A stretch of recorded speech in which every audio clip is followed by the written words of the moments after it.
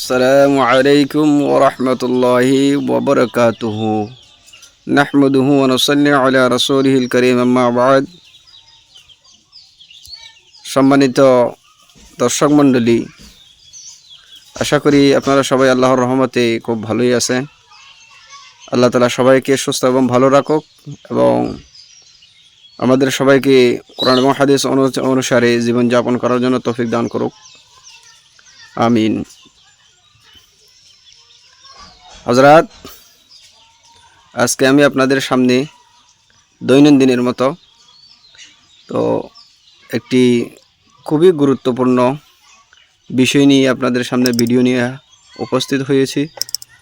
তো আপনারা দেরি না করে মূল বিষয়ের দিকে লক্ষ্য করুন এবং দৈনন্দিন কিছু না কিছু দিন শিখে আমল করুন এবং নিজের জীবনকে আল্লাহ এবং রাসূল সাল্লাল্লাহু আলাইহি ওয়াসাল্লামের তরিকা অনুসারে জীবন যাপন করেই এই ইহকাল এবং পরকালের সফলতা অর্জনের চেষ্টা করুন।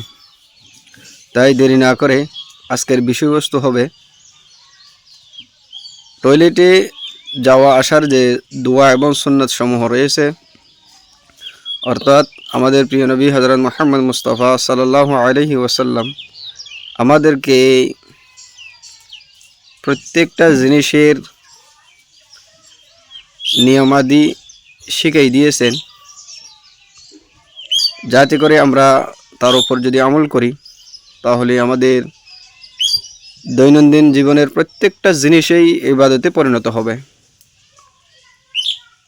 তো কিভাবে আমরা পায়খানা প্রস্রাব করব, তার সুন্নত নিয়ম কীরকম, তার মধ্যে দোয়া কীরকম আছে, এসব নিয়ে আমি আপনাদের সামনে তুলে ধরতেছি। আপনারা সবাই খুবই গুরুত্ব সহকারে, ধৈর্য সহকারে সে সমস্ত জিনিসগুলোকে নিজের মধ্যে নিয়ে আসবেন না ইনশাআল্লাহ।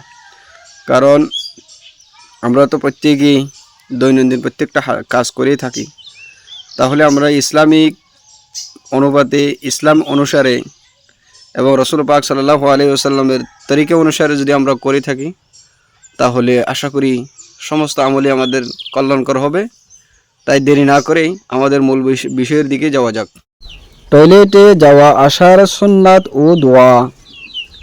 প্রথমে প্রস্রাব এবং মলত্যাগের জন্য পানি এবং ডেলা উভয় নিন।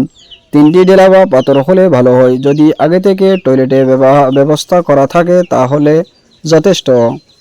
ডেলার কারণে টয়লেট ফ্লাশ নষ্ট হওয়ার আশঙ্কা থাকলে উলামায়ে কেরামগণ টয়লেট পেপার ব্যবহারের পরামর্শ দিয়েছেন, যাতে ফ্লাশ ক্ষতিগ্রস্ত না হয়।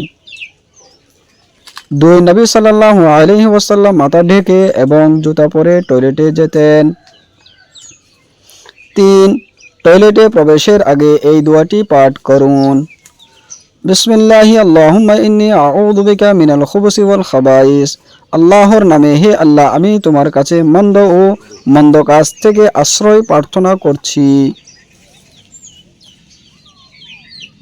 4. টয়লেটে প্রবেশের সময় প্রথমে আপনার বাম পা রাখুন। 5. শরীর উন্মুক্ত করার সময় যত কম সহজে এটি উন্মুক্ত করা যায় ততই ভালো। 6. টয়লেট থেকে বের হওয়ার সময় ডান পা দিয়ে বাহিরে এসে এই দোয়াটি পাঠ করুন। গুফরানাকা আলহামদুলিল্লাহিল্লাযী আযহাবা আন্নিল আযা ওয়া আফানি।